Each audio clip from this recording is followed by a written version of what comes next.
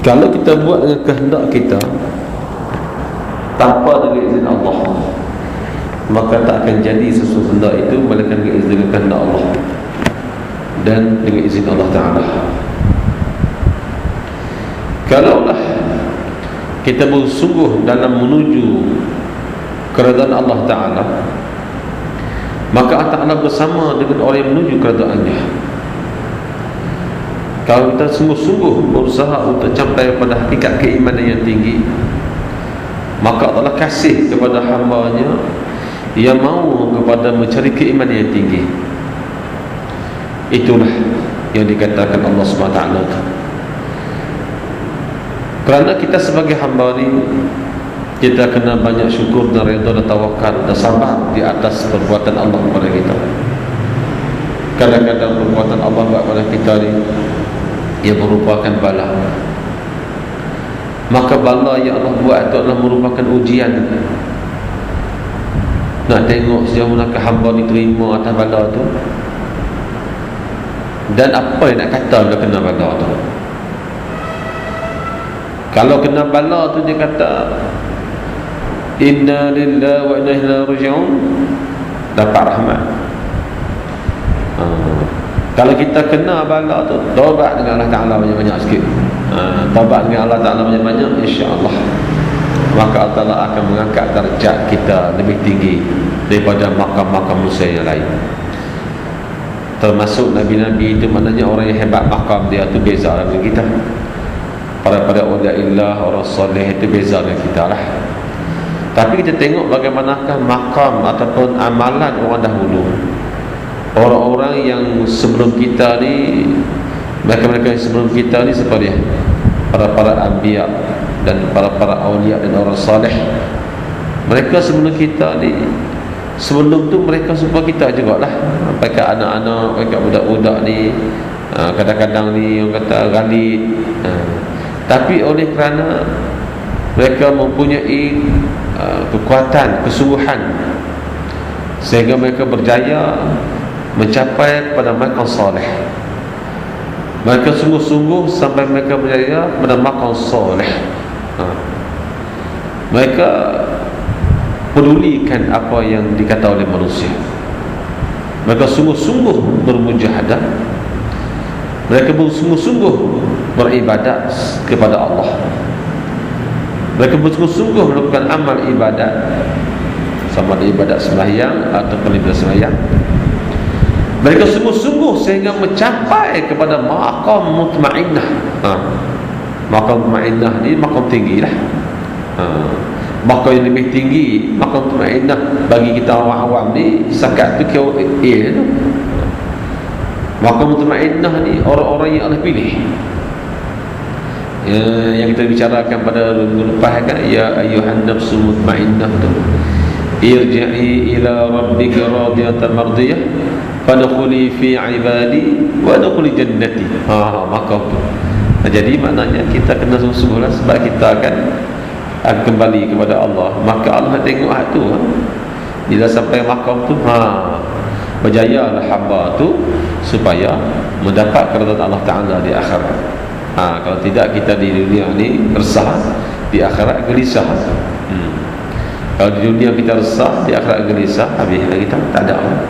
Sebab di sana tu, tempat di sana dia tak boleh terima amal lah. Kita buat amal pun tak boleh terima lah. Yang terima dunia aja lah. Maka dunia ni kita sungguh-sungguh lah. Sehingga sampai kita dapat redha Allah Ta'ala lah. Dia faham tak? Sampai dapat redha Allah. Dapat redha Allah ni maknanya Allah terima. Allahu Akbar. Bila Allah terima amal kita di akhirat besok ni, itulah kejayaan sebenar. Itulah kejayaan sebenar manusia. Atas muka bumi tak jaya lagi, tak jaya. Atas muka bumi ni, kalau kata kita sakap jaya dunia ni, orang kita tak jaya. Sakap jaya dunia ni tak ada kejayaan. Berjaya yang sebenar-benarnya berjaya. Berjaya orang yang benar-benar berjaya itu, yang mana di akhirat besok selamat daripada azab api neraka Allah. Itulah berjaya. Apa yang berjaya? tidak terjayaan. Kalau kata kita terjaya, itu kalau orang yang benar-benar sungguh hati Allah Ta'ala, subhanallah, kejayaan sebenar tu mana? Di akhirat besok ni. Di akhirat besok ni tu kejayaan sebenar. Dunia ni, kejayaan dunia ni tak bagi kejayaan. Tak kejayaan. Kejayaan sebenar tu di akhirat besok ni yang dapat yang dapat mahligai seluas langit dan bumi. Tu kejayaan. Seluas langit dan bumi. Luas tu. Habisnya kita duk pulun sampai kita lupa sembahyang, lupa zikir, lupa selawat, tak ada zikir, tak ada selawat, tak ada sembahyang, tak ada buat amal ibadat. Sebab apa sampai lagu tu? Sebab apa sampai macam tu? Sampai tak ada nak selawat, sampai tak ada nak zikir, sampai tak ada nak sembahyang malam, sampai tak ada segala-galanya. Buat apa jadi macam tu? Buat apa dia macam tu? Jadi kita tak ada siapa yang boleh nak tarbiyah kita, melainkan kita sendiri yang tarbiyahkan diri kita sendiri dengan kita membuang sifat-sifat ataupun nafsu-nafsu yang jahat, nafsu amarah. Buang adik kita dia bagi ada, dia bagi terlekat langsung. Walaupun besar zarah dia bagi ada, tak dengan bagi ada. Besar zarah dia besar sawi dia bagi ada dalam diri kita. Takut di akhirat besok. Takut di akhirat besok ni. Sebab ada di akhirat besok ni, ya Allah, tak ada naungan malaikat, naungan Allah Ta'ala saja. Tak ada naungan malaikat, naungan Allah. Tak ada pertolongan malaikat, pertolongan Allah.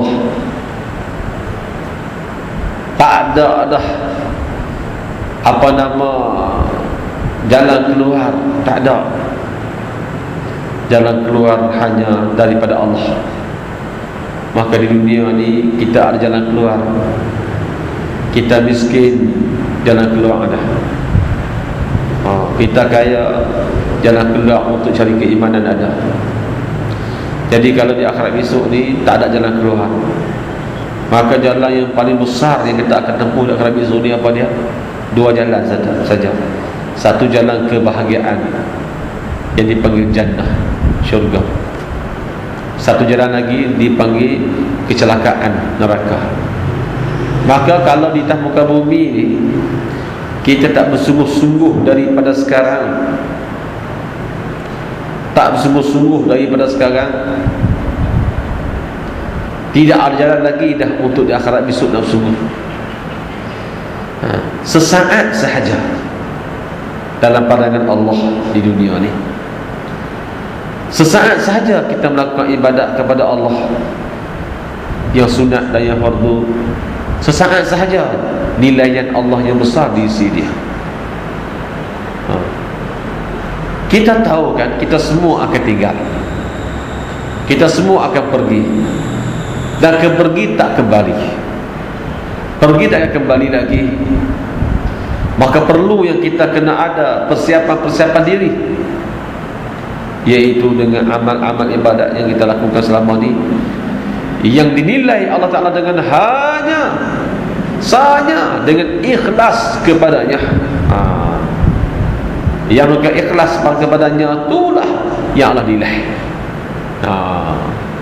Allah nilai dengan amal yang kita buat selama ni dengan ikhlas semata-mata kerana Allah, bukan kerana lain daripada dia Allah.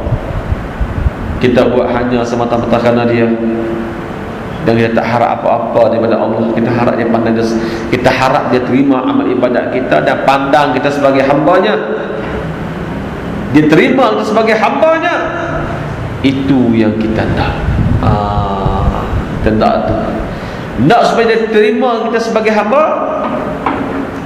Jangan dia murka kita. Dalam kemurkaan dia beri kenikmatan. Itu Allah Ta'ala. Di dalam kenikmatan Allah buka kehidupan di dunia ini, kebahagiaan sementara, maka di akhirat yang kekal itu tak akan dapat bagi dia. Karena kemurkaan dia berlaku berlarutan sampai hari berbangkit. Kalau kita tak sungguh-sungguh hari ini untuk mempertingkatkan ubudiyah, ketakwaan, sama ada yang sunnah ataupun yang fardu, tak sungguh-sungguh, tidak ada jalan lagi selepas ini.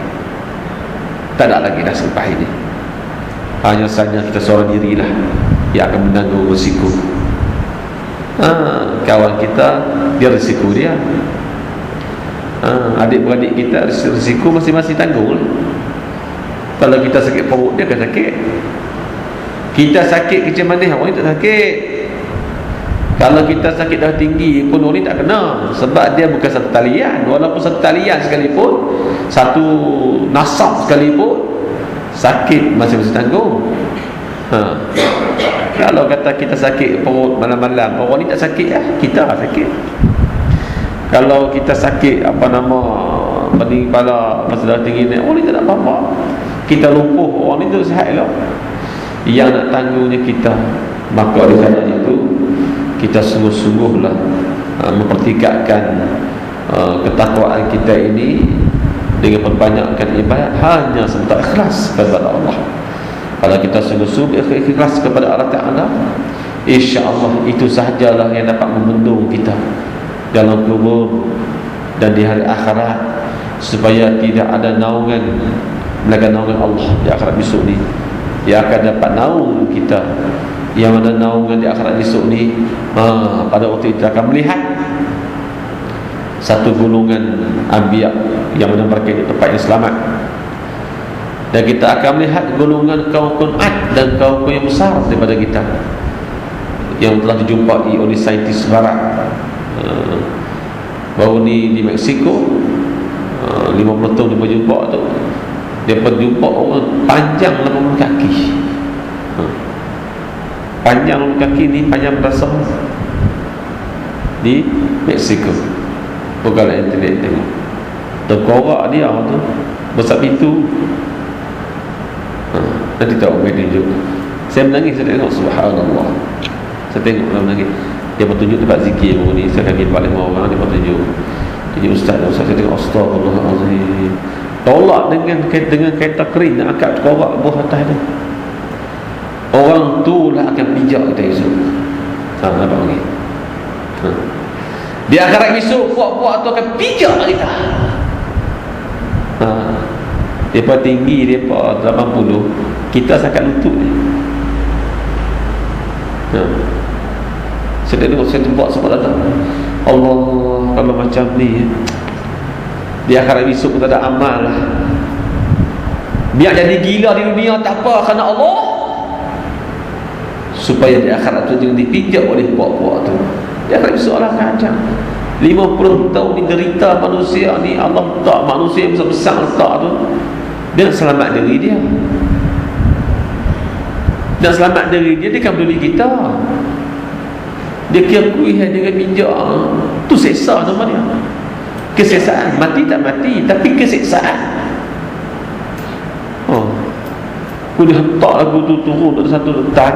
Bayang tengok dia berjalan lagu tu, rasa banyak 50 kilo je kalau letak tangan kepala kita, tangan badan kita, keluar tai, keluar apa-apa tak kira lah, pencampur sambung balik.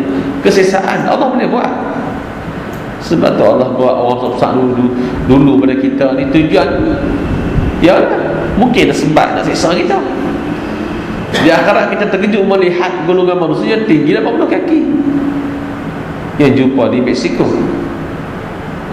Terkorak dia besar pintu. Lutut dia, kaki lutut dia sama tinggi orang putih yang 6 kaki 5 inci. Bayang kalau kata lutut dia sama tinggi dia, kalau kita memang dekat setengah lutut. Kalau di akhirat esok ni, bayangkanlah kalau Allah Ta'ala bangkitkan mereka rata-rata ribu, berlapis-lapis manusia pada waktu itu, tempat yang sempit yang dipanggil Arafah, tempat yang sempit yang tak boleh nak pergi lari ke mana dah. Dikumpul setempat itu bilion-bilion manusia. Ketika itu kita akan nampak alangkah bahagianya kalau di dunia Allah akan buat ibadat ini bersama dengan para awliya illah dan para nabi. Mereka ini masuk dahulu 50 tahun daripada orang-orang tersebut. Para kasih Allah, para awliya illah, orang-orang soleh, mereka-mereka yang mana beribadat atas muka bumi sehingga orang mengatakan mereka ini tak betul. Bagaimanakah Nabi pun orang kata tak betul pada zaman itu. Nabi kita tu apa ramai golongan musyrikin Mekah isytihar Muhammad seorang yang gila. Tapi Rasul tak ada lagi dah ni. Semua dalam bumi. Yang kita dengar sirah-sirah para sahabat, orang-orang yang hebat di zaman bangsa-bangsa Arab, di zaman Quraisy, Abu Jahal, Abu Lahab, semua dalam bumi. Namrud, Fir'aun duduk dalam bumi. Dan ulama Imam Syafi'i, Hambali, Maliki, Syekh Muhammad Al-Imani, orang-orang yang kita dengar dalam sirah-sirah yang hebat, mereka dalam bumi sekarang. Kalau mereka bangun, mereka kata, hei manusia, tinggal dunia ini, tumpuan kamu kepada Allah, sebab kami lihat apa yang kamu tak lihat. Dia kata betul.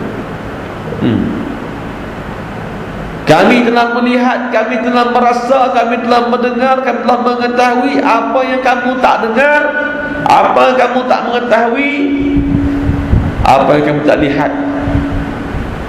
Kami telah lihat dan kami telah dengar dan kami telah mengetahui. Kalau mereka boleh bangkit, habaq nak kita lah Allah. Tapi Allah tak izinkan. Allah tak benar, dia tak izinkan mereka bangun. Kalau ayah mak kita bangun pun, dia akan habaq itu, dia akan kata sungguh-sungguhlah, sungguh-sungguh. Ayah mak, ayah dah rasa, mak dah rasa, tok dah rasa. Dulu tok belah tok raya, dulu tok jahat, kawan dengan jin. Hampa jangan kawan dengan jin, dia kata gitu. Hampa janganlah tak semayang, hampa jagalah semayang, jangan kawan dengan jin, orang jahat. Jin ni apa dia? Orang yang ada hati hasad, orang yang mulut celupar. Tu orang jin dia tu, ada hati hasad, ada mulut celupar, tak dengar. Nak kata hukum hakam haram halal pakai kata gitu ya, tak nilai dengan Al-Quran dan hadis. Itu orang celupar namanya. Kalaulah kita dibangkitkan, mereka tu beritahu kepada kita, mereka tak boleh nak bangkit, tak boleh nak abang kat kita. Kalau mereka boleh bangun bagi tahu kepada kita, nescaya surau dipenuhi oleh jemaah yang dia akan cerita dengan air matanya, dengan tangisan yang sungguh-sungguh atas kesedaran yang dia beritahu. Hanya dia bangun satu hari saja beritahu sungguh-sungguh, dia akan mendengar kembali. Contohnya, nescaya manusia tak akan ubah panggil PL dia selagi mana dia tak ubah diri sendiri. Sebab perubahan diri sendiri ini adalah berpunca daripada nafsu amarah kita. Nafsu amarah kita yang berubah daripada malas dan rajin, daripada banyak kepada kurang, banyak tidur kepada kurang tidur, banyak cakap kepada kurang cakap, banyak fikir dunia kepada kurang fikir dunia. Kalau dia bangun, dia habaq kita, Allah Akbar, tinggalkan benda tu, bisukan mulut, pekakkan telinga, butakan mata. Itu bahasa dia, mana pekakkan telinga, tak dengar lah yang lain. Nak dengar Quran, nak dengar zikir, dan bisukan mulut, tahu cakap lain semua, nak kata la ilaha illallah, la ilaha illallah, la ilaha illallah, nak kata zikir, tak mau kata la ilaha. Tapi lah kena kita nak macam mana, tak mati lagi. Tunggu dan lihat benda di hadapan kita, masih tunggu. Rabbana absarna wa sami'na farja'na na'mal salihan inna muqinun. Ingat janji Allah, Wahai Tuhan kami telah mendengar, kami telah melihat. Farji'na, boleh tak balik? Nak apa balik? Na'mal salihan, aku nak buat baik. Inna muqinun, aku nak beriman sungguh-sungguh. Kalau ketika itu masuk dalam kubur, kita baru nak sedar. Artinya kelalaian kita berpuluh-puluh tahun atas muka bumi kita melanda nikmat Allah Ta'ala. Kita biadab dengan Allah Ta'ala, kita biadab dengan nikmat Allah, kita biadab segala-galanya. Adat-adat kita, perangai kita atas muka bumi tak benar betul, maka di akhirat besok kita tanggung sendiri. Bila tanggung sendiri, akan suatu siasat, anak akan pisah daripada ibunya, anak akan pisah daripada bapaknya, suami isteri akan bercerai di akhirat, anak akan bercerai di akhirat, kawarakan yang kita kenali akan bercerai, bapa kita, ibu kita, nenek kita akan berpisah dengan kita. Hasil daripada kebiadaban kita di atas muka bumi yang duduk selama ini, kedegilan kita, kesombongan kita dengan nikmatnya Allah bagi. Mulut nak kata Allah pun tak larat, mulut nak puji Nabi pun tak larat, selawatkan Nabi pun tak larat. Hati sentiasa ghalid dengan keduniaan, kepala tak asyik fikir saja. Habis itu masuk dalam kubur, hatta zultumul maqabir, hingga kamu masuk dalam lubang kubur. Summa kalla sawfa ta'lamun, kemudian kamu tahu apa kamu tak tahu. Jadi kita jangan jadi perangai hak kita akan datang, kita tak tahu apa akan datang. Kita buat persiapan pada sekarang, bersungguh-sungguh pada sekarang, sehingga kita jadi hamba sehamba-hambanya, sehingga kita terima Allah Ta'ala amal kita. Semoga amal kita buat selama ini ikhlas kepada Allah, bukan kita buat kerana dipuji oleh kewarakan kita, bukan kita buat amal kerana kita ada sokongan daripada orang ramai, bukan buat amal ibadat kerana kita nak supaya kita dikenali, tetapi kita buat amal ibadat kerana kita hamba, kenal tak kenal tetap kena tunduk kepada Allah. Walaupun dia seorang raja, kena tunduk kepada Allah. Seorang menteri kena tunduk kepada Allah. Seorang rakyat kena tunduk kepada Allah. Seorang rakyat kena tunduk kepada Allah. Hamba rakyat yang susah kena tunduk kepada Allah, sehingga kita tidak akan terlekat dalam hati kita apa-apa yang daripada Allah, hanya semata-mata kerana Allah. Tak tu, tak terlekat kita dalam hati kita Allah Ta'ala. Sungguh-sungguh kita nak dapat pada kesungguhan tu, memerlukan suatu ujian, memerlukan suatu latihan, memerlukan suatu kekuatan untuk diri kita jadi hamba sehamba-hambanya. Kalau tak jadi hamba Allah Ta'ala, jadilah hamba, buatlah sebagai kehambaan. Buang sifat riak kita, buang sifat sombong kita, buang sifat ujub kita, buang sifat takabur kita, buang sifat hasad dengki daripada kita. Itu semua ada hadis sahih. La taqatu wa la tadabaru wa la tahasadu. Hadis. Nabi pesan, jangan kamu memutus rahim di antara kamu. Wala tahasadu, jangan kamu ada hasad dengki di antara kamu. Jadikanlah semua sahabat muslimin muslimat wa kunu ibadallah ikhwana, jadikanlah hamba-hamba Allah saudara kami. Jadi maknanya kita jangan rasa kesombongan di atas bumi Allah ni. Kita makan nikmat Allah, Allah bagi nikmat, kita sonok dengan nikmat tu, kita kata Allah kasih kat kita. Jadi orang susah Allah tak kasih. Orang susah pula kata, pasal apa yang aku tak dapat, tak ada duit ni, susah ni, Allah tak kasih. Itu dia rasa diri dia gitu. Maka dia pun sifat putus asa daripada dia. Orang yang Allah bagi rezeki pula, dia mengatakan bahawasanya Allah kasih kat dia, Allah bagi rezeki banyak. Yang kaya merupakan ujian, yang miskin merupakan ujian. Yang miskin sabar lagi redha, dapat 2 pahala. Kita ngaji dah kan. Yang miskin yang sabar dapat 2 pahala. Yang miskin yang redha tadi ni, yang dia terima atas dia kemiskinan dia tu, dia arif pula dengan Allah Ta'ala, lagi hebatlah dia. Yang miskin yang sabar, yang arif, yang miskin yang sabar, yang seiring, kita baca dah. Jadi maknanya ini golongan-golongan ni, kalau dia duduk atas platform yang Allah buat dia begitu, ingat dia, jangan lari dari landasan sebenar Allah Ta'ala buat. Sama je dengan orang kaya. Allah bagi nikmat dia, dia kata-kata ribu, juta-juta, apa semua, memiliki harta 142 bilion, semua tu kah milik dia. Hadis sahih, Al-Quran sahih, tidak bukan milik dia, cuma hanya diberi pegang sementara sebagai amanah. Itulah ujian yang besar bagi dia. Di mana dia nak humbankan semua kekayaan itu, di mana? Di mana nak berinya kayak itu, di mana?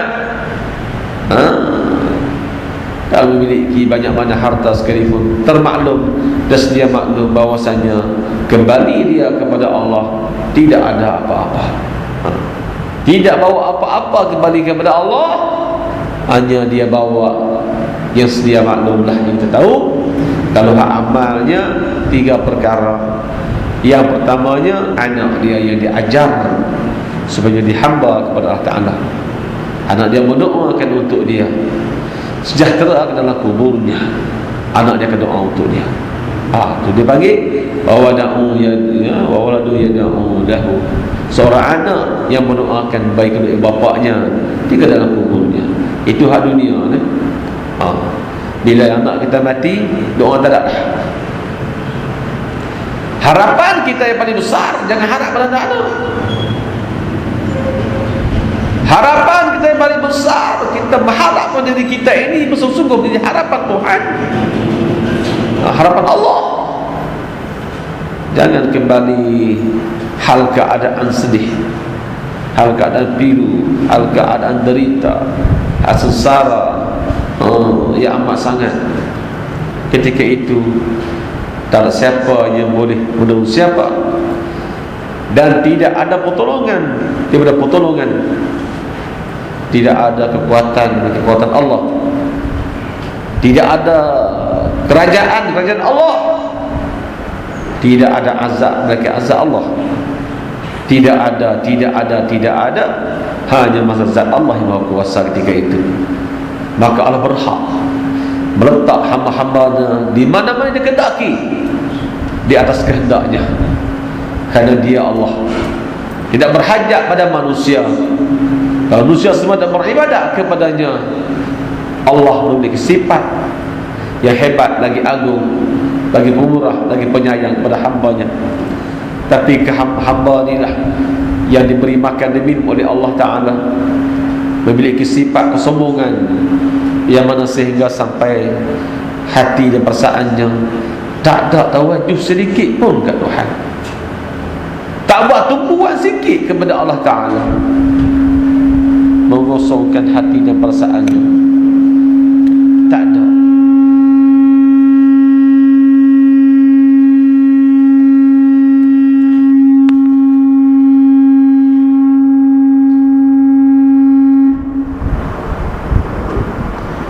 Speaker pun takut dengar. Speaker pun dia angin kita dengar, dia pun takut.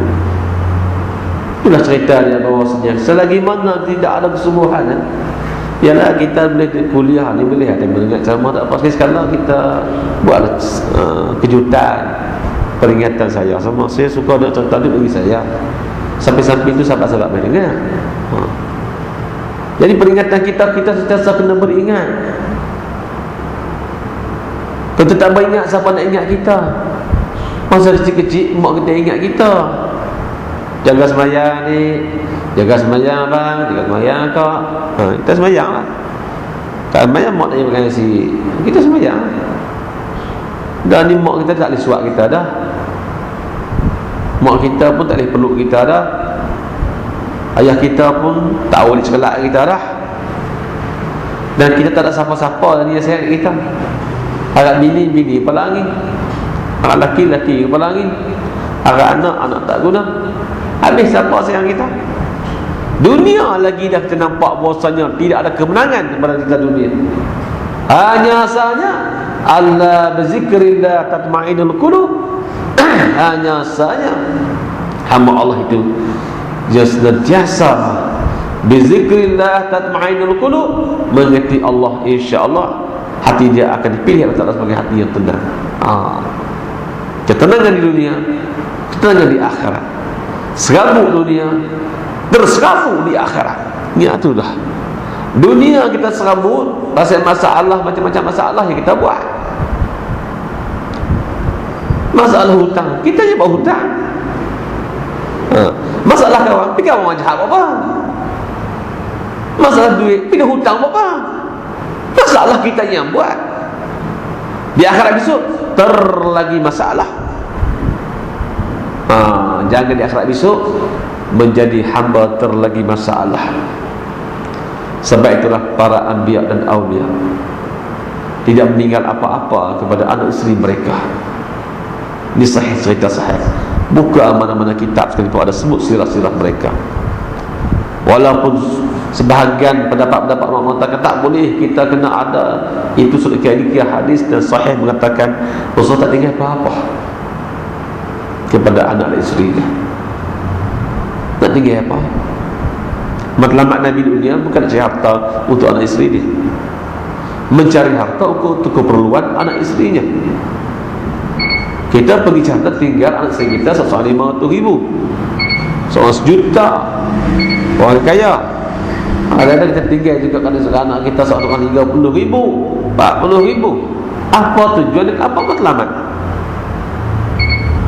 Patutnya uang itu kita sediakan untuk kita pencen kita selepas mati. Dia ada 2 pencen, satu pencen dunia ni kita guna duit itu untuk kita makan.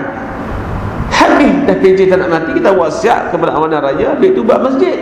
Itu pencen selepas mati. Anak cari sendiri, dia hidup, dia cari sendiri.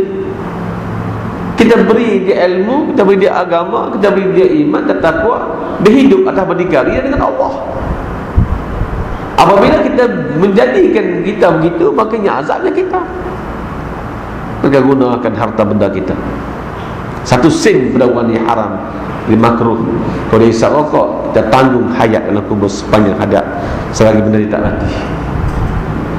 Kalau uang itu diguna pakai untuk yang haram, dia banyak ambil isru, tiap-tiap malam tengok sampai semari tak bayang. Apa isya tak bayang, subuh tak bayang, kali suruh pergi 24 jam. Maka duit kita itu diharamkan oleh mereka. Yang dalam kubur kita akan terima, pasti akan dapat. Sebab faman ya'mal misqala dzarratin khairan yarah. Perbuatan amal yang kamu buat atas muka bumi besar biji sawi pun Allah timbang, Allah kira. Faman ya'mal misqala syarran yarah. Jika sekiranya kamu ada buat kejahatan besar biji sawi sekalipun, itu pun nilaian Allah dikira. Bila kata Allah akan kira segala-galanya, habis itu Allah sebut Al-Quran, apa lagi kita nak risau, nak apa lagi kita nak ragu-ragu, tetap akan dikira. Perkiraan itu sama ada yang baik atau yang tidak baik. Kalau yang baik itu adalah kebaikan daripada Allah dapat. Kalau kejahatan yang kita buat, kejahatan daripada Allah bagi. Maka keadilan Allah Ta'ala di akhirat besok ni, keadilan yang tidak ada seinci, tidak ada satu hun pun Allah ketinggalan. Sehingga kambing datang menanduk sama-sama kambing sendiri. Kambing bapak kami bangkit, Tuhan kata, hai sekalian kambing-kambing, dulu kamu ada pergaduhan di atas bumi, kamu pergi tanduk balik apa yang dia buat pada kamu. Itu kambing pun Allah bagi keadilan. Maka inilah kamu tanah buat selama-lamanya. Hei manusia, akan hisap amal kamu setiap inci, setiap minit saat yang kamu ragukan itu, Allah akan timbang juga. Bila timbang pula, jika sekiranya adalah kebaikan kita satu itu ada kebaikan besar sawi pun Allah timbang, Allah kira juga. Jika ada kejahatan besar biji sawi sekalipun, Allah akan kira juga. Renung di kita tengok ada kejahatan itu, Cuba tak renung tengok ada tak kejahatan kepada kita. Daripada dulu umur kita balik 15 tahun sampai sekarang ni, cuba tak renung tengok ada tak kejahatan di kita. Cuba kita tengok ada tak ada. Dah dia tak sembahyang tak tinggal, baik tak apa, baik tak tinggal. Puasa tak tinggal, bagus. Haji dah lakukan, bagus. Zakat dah keluarkan, bagus. Baik, kita tengok yang lain daripada itu pula. Serta amal kita ada 99 gunung. Kita buka satu juga. Kita buka satu saja serta amal kita. Nak buka hak mana? Kita buka hak sembahyang dah. Tengok hak sembahyang kita 99 gunung. Jauh dia 30 km ke 40 km segunung. Takkan sembahyang kita tu tak ada cacat. Kadang-kadang ada sembahyang kita yang tak ikhlas. Kadang-kadang ada sembahyang kita yang mana kita tak khusyuk. Kadang-kadang sembahyang kita yang kita buat hanya semata-mata nak tunjuk. Kadang-kadang sembahyang kita yang kita buat hanya semata-mata nak cari glamour. Itu macam-macam dunia dah ni. Kita cek tengok. Banyak lagi lah. Nak cerita ada banyak lagi. Itu buat sembahyang. Kalau dah satu catatan merah tanda ada, pandangan Allah tak melihat. Tak melihat. Maka sebab itulah Allah perintah kepada Rasulullah, "Bistighfarlah ya Muhammad." Taubat, takut kepada Allah. Nabi SAW apabila dia dapat saja nikmat yang pelik-pelik, taubat dengan Tuhan. Nabi bila dapat perkara yang pelik-pelik, yang agak pelik, betulnya macam Allah beri dia mujizat yang hebat, yang pelik-pelik, Nabi tu taubat dengan Allah Ta'ala. Kalau kita dapat hak pelik-pelik, kita seronok lah. Sebab tu sekarang orang mencari benda pelik-pelik. Kalau menyanyi mesti seorang musdak. Kalau jadi imam muda mesti seorang musdak. Kalau jadi idol mesti seorang musdak. Kalau jadi gusti mesti badan mau besar dah kuat. Semua orang mesti glamour, semua orang musdak. Dengan Allah apa dia cari? Pertamanya sembahyang kena ikhlas. Puasa kena ikhlas. Haji kena ikhlas. Semuanya kena ikhlas. Ikhlas ni apa dia? Yang mana perbuatan yang kita buat nampak dilihat oleh diri kita sendiri. Seperti mana kita kata Nabi, seperti mana seekor semut duduk atas ketul batu yang hitam pada malam hari yang gelap, tak nampak dilihat seekor semut tu. Itu juga lah ibadat kita. Jadi kita renung-renunglah ibadat kita ni sampai sejauh mana selama ni. Kita jangan kita renung banyak. Kita kena renung kita ni, renung kita tak ada. Kalau kita renung banyak, kita kesombongan akan berlaku. Kita masa kewujudan akan berlaku. Kita ada kesombongan akan berlaku. Dia panggil takabur akan berlaku. Jangan bila kita dah banyak renung, kita fikir tengok sembahyang tiap waktu tak mau tinggal. Apa lagi? Kita akan kata apa lagi tak ada. Banyak lagi yang tak ada. Sebab kalaulah kita nilai dengan ibadat para awliya dan anbiya, kita ambil iktibar di bawah tu. Bagaimanakah para awliya beribadat, orang-orang yang soleh beribadat, sama kita juga sembahyang beribadat sama kita. Tapi kadang-kadang kita melihat sirah mereka ini, kita baca sirah mereka, kita tahu sirah mereka mempunyai kekuatan, kesungguhan, ketakwaan, keimanan mereka sehingga boleh bertutur dengan malaikat. Kita pun heran macam mana Allah tak cakap bab ni. Bagaimana Imam Abu Hanifah boleh bertutur dengan malaikat apabila berlaku perselisihan di antara kaum yang berpahaman Mu'tazilah dan Jabariyah di kota Damsyik. Maka tak dapat selesai kes ni. Sebab Jabariyah dengan Mu'tazilah persamaan, dia punya kepahaman bersamaan sedikit, lebih kurang dengan Ahlussunnah Jemaah dekat-dekat. Cuma dari segi akidah berbeza sikit. Itu pun Imam Hanifah sakit kepala, menangis dia malam. Dia naik di Menara Damsyik, di atas masjid atau menara, dia duduk situ selama 10 tahun. Sembahyang jemaah turun, jemaah naik balik.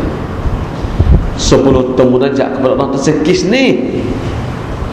Sebab pahaman ideologi akidah, pahaman ideologi yang berbeza, makna yang sama, lebih kurang. Maka dia menangis kepada Allah selama 10 tahun, sehingga boleh bertutur dia dengan para malaikat Allah.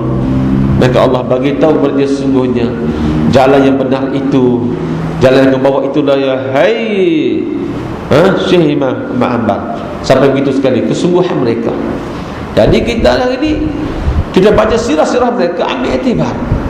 Bukan kita mendengar, bukan kita mengagungkan kehebatan mereka. Mereka memang dah agung dah di sisi Allah Ta'ala. Kita ambil kehebatan mereka, kita berusaha tarbiyah diri kita menjadi kehebatan sebab mereka hamba yang saleh. Walaupun kita tak diakui oleh siapa-siapa, dan siapa nak bagi kita tokoh anugerah kewalian ke kesolehan, tak ada orang nak bagi tokoh, tak penting. Yang penting sebagai kita kosong, ikhlas, tawakal, redha, syukur, qanaah. Ni kita bila Allah beri rezeki, kita kata hak kita. Kita pandanglah ke langit, Allah yang bagi. Carilah sekurang-kurangnya sebulan tu 10% untuk tabung kebajikan agama. Buat persiapan untuk kita, bukan untuk siapa-siapa. Itu dipanggil APFA, untuk akhirat punya, untuk kita dapat akhirat punya APF. Jadi maknanya kalau kita tak ada persiapan, habis nak tunggu sampai sedekah kita. Esok kita mati, besok barulah setahun kali orang buat mai. Jadi siapa nak buat khurui arwah, nak buat zikir tahlil, RM5. RM5 baca Quran, larat akan nak tahan untuk setahun. Harga RM5 baca Quran untuk sebulan Ramadan, nak hantar kita pahala ke kubur. Cukup? Kita makan nasi sehari RM5 tak cukup? Macam mana nak support kerohanian kita boleh cukup? Mana nak harap tu? Tak cukup. Jadi IFF kita apa dia? Setiap bulan kita ada keluarkan duit kebajikan untuk apa? Buat masjid, buat surau, buat apa-apa yang nak buat. Kita ada infak, kena ada pengorbanan diri kita. Allah tengok walaupun sedikit-sedikit, walaupun banyak-banyak, tapi Allah tengok kesungguhan kita. Ringankan tangan kita, kiri tak tahu, tangan kanan beri. Supaya kita di akhirat besok ni dinilai Allah selepas tu. Sekarang tak nilai lah. Sebab dia kata tak nilai, sebab dia kerana kita buat bukan untuk dinilai. Sebab kita ingat ada suatu habuan pemberian Allah, nikmat Allah bagi, aku sanggup mampu 10% dan 5% daripada pendapatan untuk tabung kebajikan agama. Barulah agama boleh naik. Kalau tidak, agama tak boleh naik. Agama akan dimalak. Malak bagaimana? Hari ini kita tak ada duit, tak boleh kita buat apa-apa aktiviti. Maka bila Allah bagi kepada kita keuangan, kita nak cari sumber keuangan dan kena ada tujuan untuk infak sedikit untuk kita menjadikan kemakmuran agama. Ni kita nak buat jalan agama, nak pergi minta tulis apa hitam. Kita nak buat kutip sikit untuk ni, mufakat nak bagi. Habis tu hari tu kena paksa bagi atas paksaan minta. Lagi satu, bila kita tiap bulan kena bagi RM3 ke RM10 seorang, baru ada. Barulah pakai ada. Sebab apa? Dipaksa suruh bagi. Jadi kita nak dapat macam mana rahmat Allah Ta'ala? Kadang-kadang akan dapat kerahmatan, tak akan dapat kasih Allah. Wa man yattaqillaha yaj'al lahu makhraja wa yarzuquhu min haitsu la yahtasib. Wa man tawakkala 'ala Allah huwa hasbuh. Innallaha balighu amri qad ja'ala li kulli syai'in qadra. Ya Rasulullah Al-Quran. Siapa takut kepada Allah, yaj'al lahu makhraja, akan menjadikan dia jalan keluar. Takut kepada dia, dia beri jalan keluar. Jalan keluar ni maksud dia daripada kita ni duk susah hati kita, serabut otak kita, takut kepada Allah Ta'ala tu apa dia? Perbanyakkanlah ubat untuk hilang sakit hati. untuk serabut pada otak dia. Subhanallah, subhanallah, subhanallah, subhanallah. Sungguh kan? Alhamdulillah, alhamdulillah, alhamdulillah, alhamdulillah. Memang hati kita ni bila kena rayu selalu, Allahu Akbar, Allahu Akbar, Allahu Akbar, Allahu Akbar. Rayu selalu dengan Allah. Hati kita sebenarnya resah, gelisah. Siapa orang tahu? Anak kita tak boleh tahu resah kita. Kawan kita tak boleh tahu resah kita. Kadang-kadang suami isteri tengok kita resah, tengok muka, kenapa abang redha ya muka. Dia golek kepala, tak tahu nak jawab, tak tahu nak cakap. Ini yang dikatakan Allah bagi sakit, jiwa kacau.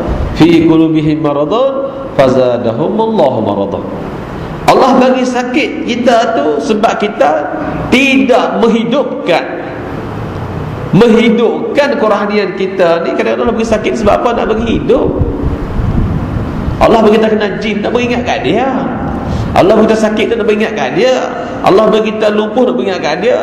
Allah bagi demam, nak beringat kat dia. Allah bagi apa pun, setiap perbuatan yang Allah buat merupakan bala, merupakan peringatan. Dia suruh kita ingat kat dia. Kadang-kadang Allah bagi kita sakit, demam seminggu. Lepas demam, kata Nabi, seperti mana budak bayi baru lahir, tak ada berdosa, Allah buang di kita sakit tu. Tak makan 8 hari, kadang-kadang Allah cuci, Allah sulukkan dia 8 hari, tak boleh makan, tak boleh minum, tapi dia sihat, bugar. Hadis sebut orang yang demam tak boleh makan, malaikat bagi makan. Kita kata bila ada bagi makan? Yakin kepada hadis. Cara kerohanian bagi makan tak nampak dilihat. Bagi makan malaikat, bagi makan benda. Kita doa kepada Allah, ya Allah, rahmatilah hamba ini. Ya Allah, engkau berilah kekuatan pada hamba itu. Itulah tu makan malaikat. Malaikat doa untuk kita. Kita ingat. Jadi insya-Allah semoga kita sama-sama lah keisafan. Malam tak cerita lah, tazkirah. Keisafan saya dan abang semua, kita semua tuan insaf. Sebab benda keisafan ni kita kena ada diri kita, supaya kita sedar diri kita siapa dan kita adalah siapa, dari mana hendak ke mana, singgah dunia dengan buat bencana.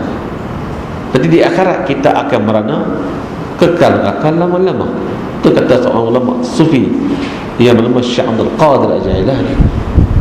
Dia kata bagi dunia ni, dari mana ni kita hendak ke mana, singgah di dunia ni, jangan buat bencana. Nanti kita akan merana di akhirat, tidak akan dapat kekal syurga lama-lama, akan masuk kekal lama-lama. Jadi kita kena ingat, sebab kita disinggah, kita ni ada perhentian untuk terakhir. Kita ada lagi 2 perhentian yang kita akan sampai destinasi kita, iaitu sekarang kita duduk di alam keduniaan. Pernah satu ketika malaikat bersembang dengan bayi dalam perut. Bukanlah kita sejarah, kita kitab lama-lama cerita malaikat bersembang dengan bayi dalam perut. Hai anak, gembira kamu dalam tempat ini. Maka dia kata, gembiranya aku di sini. Kenapa kamu gembira?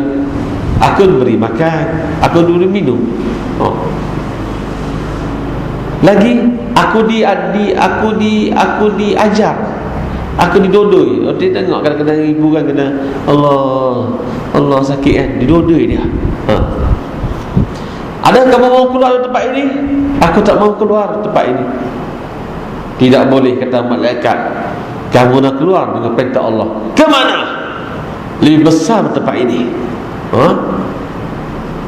Bila keluar tempat ini, aku tak boleh makan kamu lagi, aku tak jaga kamu lagi. Siapa jaga aku? Allah. Dan ada lagi satu, tuan kamu, ibu kamu. Baru dilahirkan budak tu pula. Bila dilahirkan budak tu pula, dia akan menangis, dia akan terkejut tengok dunia yang besar ini. Dia terkejut. Sebab apa? Dia tengok dunia yang besar. Dia terkejut. Dia tempat sempit. Dia keluar pula, dia terkejut. Maka terkejut itulah yang diambil oleh siapa? Ibu dia. Dan bimbing dia, didik dia daripada dia bayi sampai dia merangkak, sampai dia berjalan, sampai dia boleh masuk sekolah, sampai dia jadi seorang profesor, seorang doktor, seorang pensyarah, seorang arkitek, seorang yang diberi masing-masing kerja. Maka ingat ketika itu, ingat akan nikmat Allah beri kepada kamu sebelum itu. Gunakan nikmat sepenuhnya untuknya. Gunakan mata melihat yang baik, telinga mendengar yang baik, mulut bercakap yang baik, hati sangka baik dengan Allah Ta'ala, jangan sangka jahat dengan Tuhan. Kamu jadi hamba yang baik. Kerja apa tak kisah. Nak kerja engineer, tapi engineer yang hamba Allah. Doktor kekasih Allah. Arkitek kekasih Allah. Ahli yang ibadat lebih kasih pada Allah Ta'ala. Maka itu yang dikehendaki dalam agama. Jadi semoga insya-Allah, semoga kita sekalian sama 1 jam malam ni. Mohon ampun daripada saya yang mana silap kasar bahasa tadi ni. Insya-Allah qul hadza sallallahu alaihi wa lakum wa sallallahu muslimin wa muslimat wa sallallahu. Assalamualaikum warahmatullahi wabarakatuh. Bismillahirrahmanirrahim. Allahumma iftah lana wa ta'arifin wa ta'ala anbiya salihin. Allahumma arzuqna fahaman nabiyyin wa hudal mursalin wa ilhama malaikatul muqarrabin bi rahmatika ya arhamar rahimin. Rabbana atina fid dunya hasanah wa fil akhirati hasanah wa qina azaban nar. Subhana rabbika rabbil izzati amma yasifun. Assalamualaikum warahmatullahi wabarakatuh.